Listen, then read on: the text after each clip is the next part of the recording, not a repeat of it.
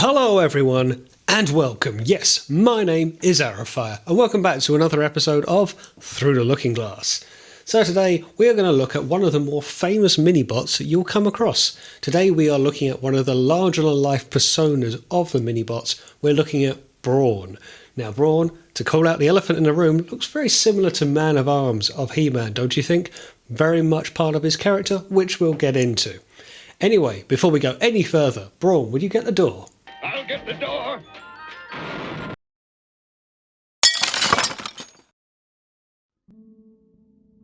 So we'll start off with the Generation 1 cartoon. And now Brawn was brought in really from the start at this point, and his larger-than-life personality really shone in the first season. He was more than happy to pick a fight with some of the bigger bots on the field, even going as far as to one stage driving straight up to Megatron, taking his fusion cannon off his arm and trying to fire it himself. He does not know when he's beaten. There have been so many other instances where he's more than happy to bite off more than he can chew just to prove he is one of the toughest bots around. Really, physically, there's not much to say that he is a mini-bot other than his obvious height. He's quite built, he's quite stocky, very much a Mighty Mouse type of persona here. But he would try to prove that he is the toughest Autobot that there is, and there's some fair competition for that title. You could even say in the pretext of the Generation 1 cartoon that the Decepticons feared him. I actually think Megatron slightly feared him, that he wouldn't expect someone who's probably a third of his size to drive up to him, yank his cannon away from him, to hold it then straight at him. It certainly takes some nuts to do that. As was with most of the mini-bots, they were there to be the comic relief of sorts, but you felt Brawn had a bit more of a serious role than, say, some of the others. He was the one to kind of not be the leader of the mini-bots, but certainly one of the more of the outspoken figures. And this really did him quite well for Season 1 and Season 2. But then we came to Brawn's downfall.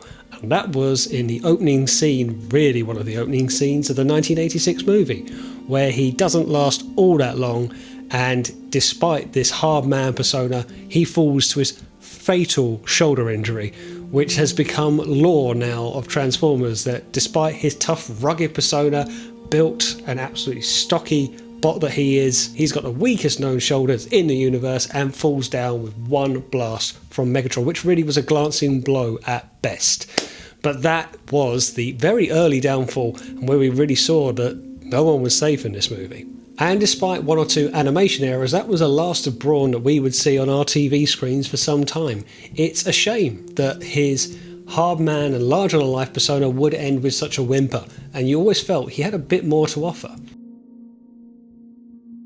Going to the Marvel Comics, however, you saw a completely visually different Brawn in there, and that's very much taken from his Diaclone toy. Now, the Diaclone figure of Brawn is one of the oldest figures you'll find, very early even by Diaclone standards. When Hasbro imported it and decided to make that Brawn, it really didn't look anything like the cartoon Brawn that we came to know and love. There's been some transitioning, shall we say, over the years.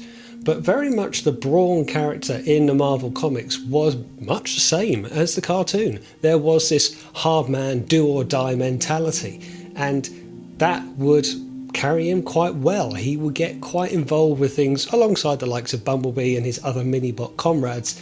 He would still go in looking for the biggest fight to prove he's the biggest dog in the fight.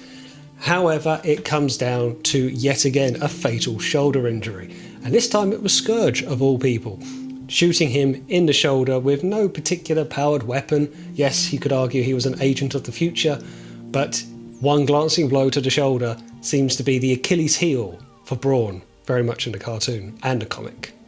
And other appearances for Brawn have been sporadic at best. There is a toy of him for the Revenge of the Fallen film, although from what I can tell and from what I can find, we don't actually see him in the Revenge of the Fallen film itself.